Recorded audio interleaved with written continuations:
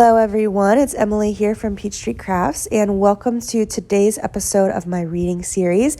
We are now on episode 7 and I believe we are on book number 18 and 19 here.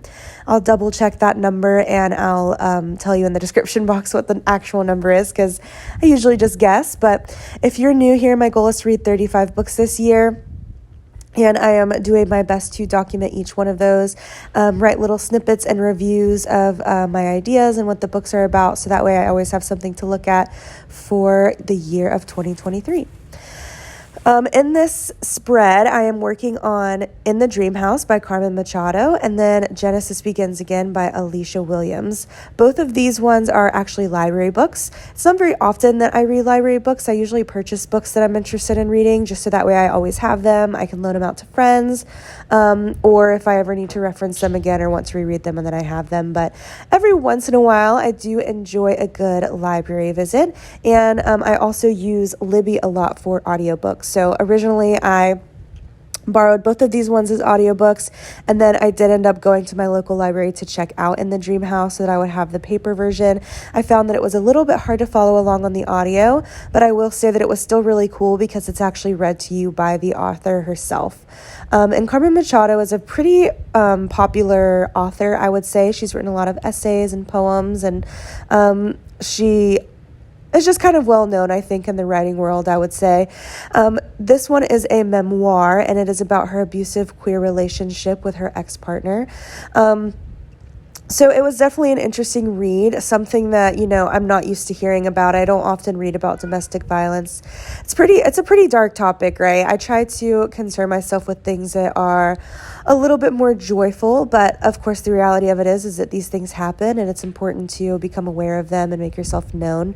I feel like especially with queer relationships, we don't really hear about abuse and domestic violence a lot, but it definitely does happen. I think because it took so long for gay marriage to be legal, a lot of people tend to have like this idealistic view of it. It's like, oh, well, you fought so hard to even have rights to be married and be together. Why would you mess that up for yourself? Or sometimes we just tend to think that doesn't happen, right? Because two women in a relationship, that would be perfect, right? They can practically read each other's minds, I feel like is what certain people think. But the reality of it is that it does happen, and it's important to kind of speak up about that and make sure that you're making yourself aware of what to look for in those different types of relationships, especially if you have people in your life who are queer or LGBTQ+. So that's what I'm documenting here, and I'm using a Damask Love paper. I happen to have one that was kind of fitting for both of the covers of the books. There's a little bit of yellow and orangey tones in this one, and then on the back it was also orange and pink, so you'll see the back of this Damask Love paper is rainbow, and I was so happy that I found this paper that really fit both of the themes of the color scheme that I was working on. So I did add some journaling at the bottom of that one, and the collection that I'm using, the stickers anyway, it's actually a mix. If you go back to my first episode, I do go over a lot of the stuff that I am using in this, if you're interested in that, but it's kind of a mix of some Dear Lizzy, Amy Tan, and Shimelle collections, a lot of older stuff, and then just some random papers that I had in my collection like this one. Now I'm working on Genesis Begins Again, and I think I forgot to mention this at the beginning of the video, but you probably saw me gesturing towards it. So you can tell that right here, this paper that I'm using is pretty thinly cut. It's definitely not 6 inches all the way across, and that is because I'm actually going to be adding a sequin pocket to the very side of the spread. So you'll actually see me make that on camera as I start finishing up both pages. We will work on the sequin mix, trying to make it match. It did get kind of crazy. I think I added some pretty dark or maybe some red sequins at some point, but I think it ties into the colors that are used, and luckily my paper is very colorful, so as long as there's color in the sequin mix, then it's pretty much hard to mess it up. But anyways, I'm just adding some journaling here. On this one, you're going to see me using that craft colored pocket. So I decided to make a little tag that could fit in there. And then I'll attach it with some string so that it can easily pull in and out of that pocket and out of that plastic page protector that this will be housed in.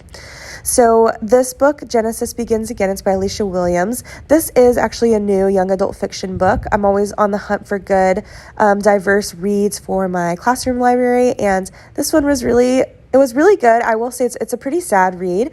So Genesis is the main character, and she's used to being kicked out and moved around because her dad is a obsessive gambler, and he's also an alcoholic. So a lot of the times he lies to Genesis and the mother about being able to afford rent and saying that the rent has already been taken care of when in reality it's not.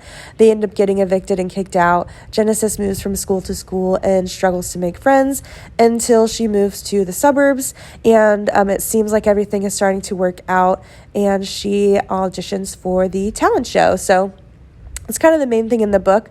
One of the other main conflicts is that Genesis is really insecure about her skin color. She finds out some dark history about her family that makes her feel very wrong and different for being a darker skin tone than her mother and her grandma, and even her father. So she deals with that a lot, and there are certain things that she does to make herself feel better and for people to see her in a different light. But in the end, of course, we have to have a good ending. It's a YA novel. She ends up realizing her worth and knowing that there's value and love within her skin color and her family. So it was a really good read. It was a longer one for a YA, but I enjoyed it, and I loved the references to music and literature and some of the friends and areas that are mentioned throughout the book. So it was very enjoyable. And if you have a middle schooler and you want them to start reading some diverse fiction, this is a really good one to start with because it's pretty easy to follow and connect with the main character, Genesis. So that is both of the books, and you can kind of see that I got a little crazy with that second spread. I just kind of kept adding some stuff. I used some big fluffy blue trim, which I feel like I never use very much trim anymore, even though I have so much of it. So it was definitely fun to use some of that on the spread, and hopefully I'll do that and try to tie it in with the rest of this album. And then I used some of those little crayon and phrase stickers in there, and then of course adding some enamel dots to finish it off. The stickers that I used are from Shimelle. I think they're a box of crayons, and then I used a little bit of A New Day by Dear Lizzy. So I'll make sure to kind of write out everything that I've used in this video in case you're interested in also purchasing some of the similar stuff. It is a little bit older, so it might be hard to find, but I'll try to list all of that below. And now I am just working on a sequin mix. So you'll see me kind of flipping back and forth to see both of the spreads so I can make sure that everything matches and ties together. And now I'm just adding it in. And this was such a hard task because I really underestimated how small that little slot was to put all of the sequins in. So it was really hard to scoop them in, but I managed to do it. I did make a huge mess, but I cleaned up my desk. So just pretend like that didn't happen. And this is pretty much it. This is the end of the spread. I hope you guys enjoyed this video. It was a very colorful one, and I hope that if you haven't checked out my previous videos for this series that you will do so. I'm going to give you a quick little flip through, a sneak peek. I don't show you all the pages, but you can see the ones that are on the right side. You can also check out my Instagram. I have pictures of all of the spreads that I've created so far if you're not really into watching YouTube videos. So thank you again for watching. Make sure to check the description bar for some links, and I will see you guys next time. Bye!